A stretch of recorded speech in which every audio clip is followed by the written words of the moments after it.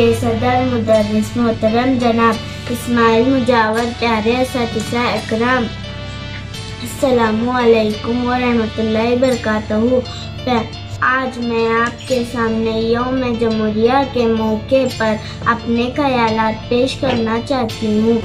امید ہے کہ آپ لوگ غور سے سنیں گے۔ میں بات کر رہی ہوں 1945 کی۔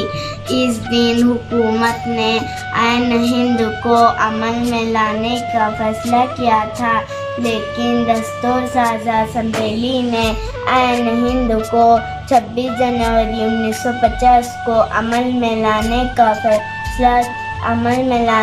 فیصلہ کیا تھا، لیکن دستور سازہ اسمبلی نے آئین ہند کو 26 جنوری 1950 کو عمل میں لانے کی اجازت دے دی، اور یہیں سے ہندوستان میں 26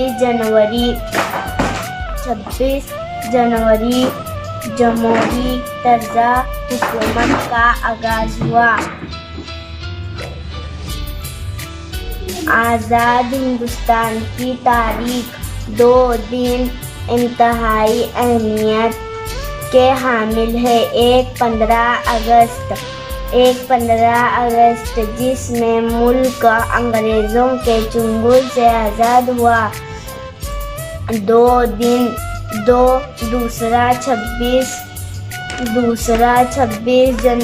جنوری جس میں ملک جمہوری ہوا، لیکن اپنے ملک میں اپنے لوگوں پر اپنا قانون لگا اور نافذ ہوا۔ اپنا قانون بنانے کے لیے ڈاکٹر بھیم راؤ امبیڈکر کی صدارت میں 29 اگست 1947 کو 7 رکنی کمیٹی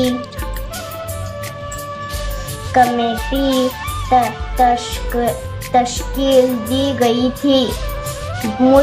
جس ملک کا موجود قانون مرتب کرنے میں 2 سال 11 مہینے اور 18 دن لگے۔ دستور سازہ اسمبلی کے مختلف اجلاس میں اتنے دستور کی ہر شق پر کھلی بحث ہوئے۔ پھر 26 نومبر 1949 کو اس کو قبول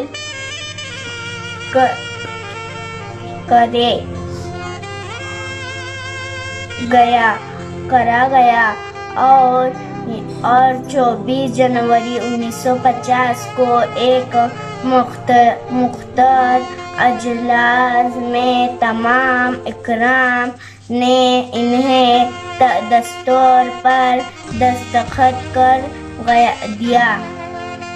26 جنوری 1950 کو انہیں قانون کو لاگو نافذ کر کے پہلے قومی جمہوریہ منایا گیا۔